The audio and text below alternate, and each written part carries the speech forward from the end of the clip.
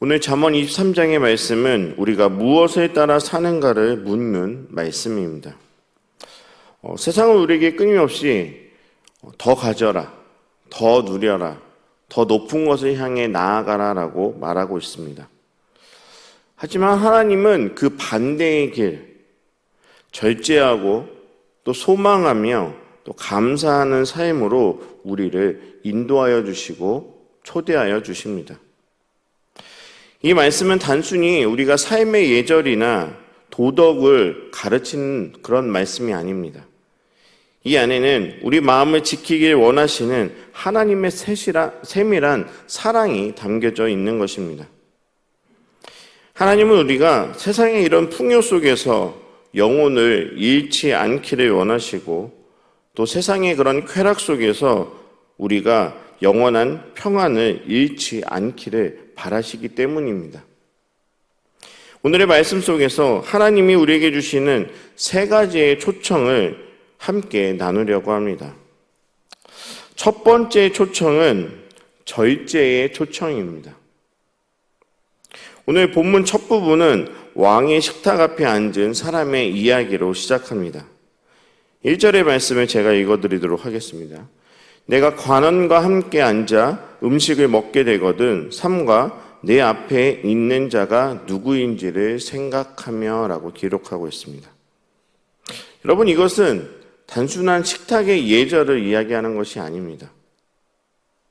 하나님은 이 식탁이라는 이 상징을 통하여서 우리의 욕망을 시험하고 계십니다. 눈앞에 맛있는 음식이 있고 또 권력 있는 자와의 그 자리, 또 사람들에게 인정을 얻고 싶어하는 이런 마음을 이 식탁이라는 상징을 통하여서 우리들에게 이야기하고 있는 것입니다.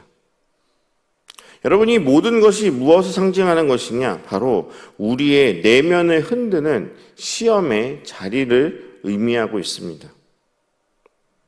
하나님은 이 계속 이어지는 이 뒤에 본문을 통하여서 결론적으로 이렇게 말씀하고 계십니다. 그들의 부요함과 지위를 부러워하지 말라는 것입니다. 잠시의 달콤함이 오히려 영혼의 쓰라림이 되기 때문에 그들의 그러한 부요함과 지위를 절대 부러워하지 말라라고 이야기하고 있습니다. 여러분, 이 말의 핵심은 절제의 이 지혜는 단순한 자제력이 아니라 바로 하나님을 두려워하는 경외심에서 온다는 것입니다. 우리가 이런 식탁의 자리를 하나의 예로 들었을 때 과연 이런 자리에서 나는 하나님을 의식하고 있는가라고 스스로에게 질문을 던져보아야 합니다. 그리고 그 순간순간의 이 선택이 과연 하나님을 영화롭게 하는 것인가라고 계속해서 내 스스로에게 질문을 던질 수 있어야 하는 것입니다. 여러분, 이 질문을 던질 수 있는 사람이 바로 지혜로운 사람입니다.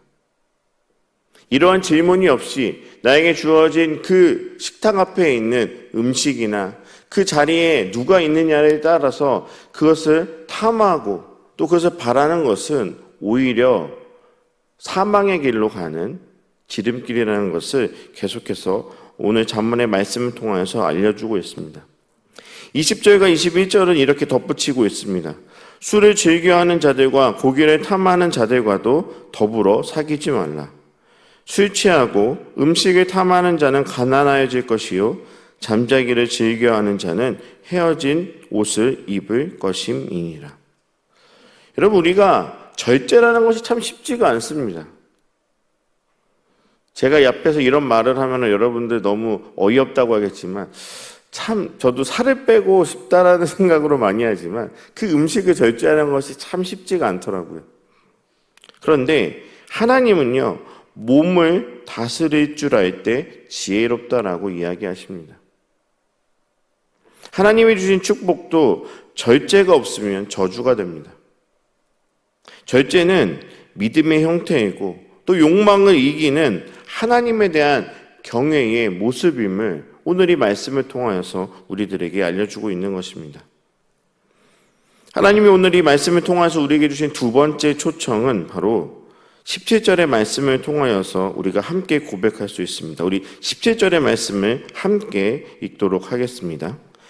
내 마음으로 죄인의 형통을 부러워하지 말고 항상 여호와를 경외하라.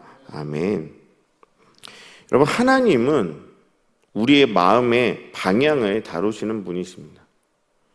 우리가 지난주 설교, 어제 설교 말고요, 지난주의 설교에서도 성령님은 우리의 마음의 삶의 길을 인도하여 주신다라고 우리는 기억하고 있습니다. 여러분, 사람들은요, 언제나 비교하며 삽니다. 내가 가지지 못한 것을 가지고 있는 사람들 부러워하기도 하고요, 때로는 내가 가진 것을 가지지 못한 사람들을 때로는 무시하기도 합니다. 우리가 없는 것을, 내가 없는 것을 가진 사람을 보면은 부러워하고 마음이 흔들릴 때가 있다라는 거죠. 그때 하나님은 이렇게 말씀하십니다. 그들을 부러워하지 말라. 나는 너에게 더 크고 영원한 것을 준비하고 있다라고 우리들에게 말씀해 주십니다. 세상의 사람들은 지금을 붙잡지만 하나님을 경외하는 사람들은 영원을 붙잡습니다. 세상의 사람들은 눈앞의 성공을 보며 초조해하지만 하나님을 경외하는 사람은 우리의 미래를 보시는 하나님의 인도하시는 그 길을 향해 나아간다는 것입니다. 우리 18절의 말씀도 함께 읽도록 하겠습니다. 정령이 내 장래가 있겠고 내 소망이 끊어지지 아니하리라. 아멘. 이것이 하나님이 우리에게 주시는 약속의 말씀입니다.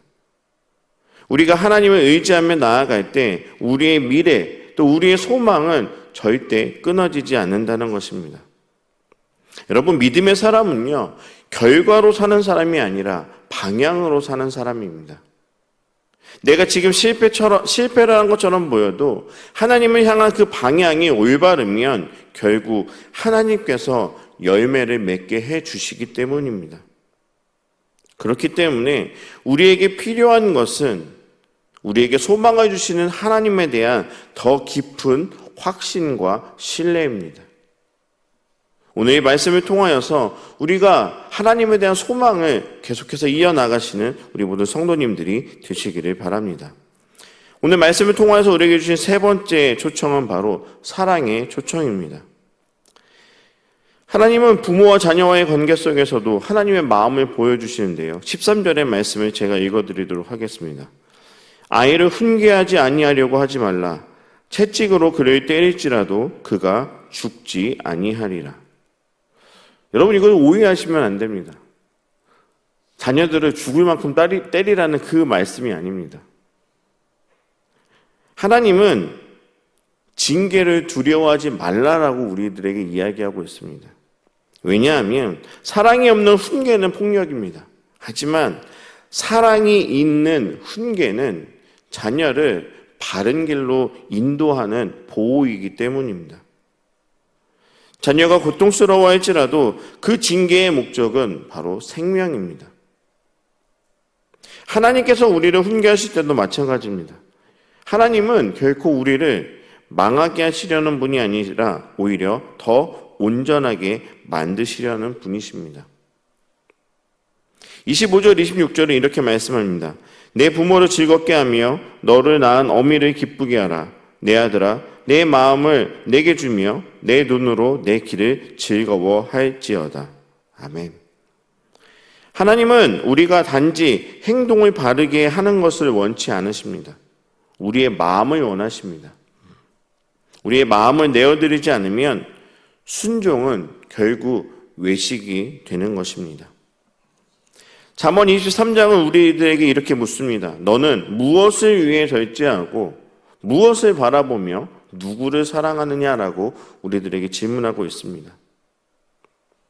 하나님은 우리들에게 약속해 주십니다. 내가 주는 평안은 세상이 주는 평안과 같지 않다. 여러분, 절제는요, 자유를 잃는 것이 아닙니다. 오히려 영혼의 자유를 되찾는 것입니다. 여러분, 소망은요, 결과를 쫓는 것이 아니라 하나님의 시간표를 신뢰하는 우리의 믿음의 고백인 것입니다.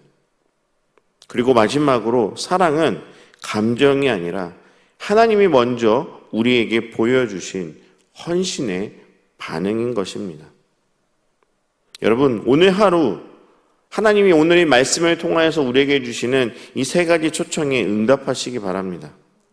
절제의 초청 앞에 우리의 마음을 낮추고, 또 소망의 초청 앞에 우리의 믿음을 세우며, 사랑의 초청 앞에 우리의 가정을 살리는 귀한 복된 하루가 되기를 간절히 축복합니다.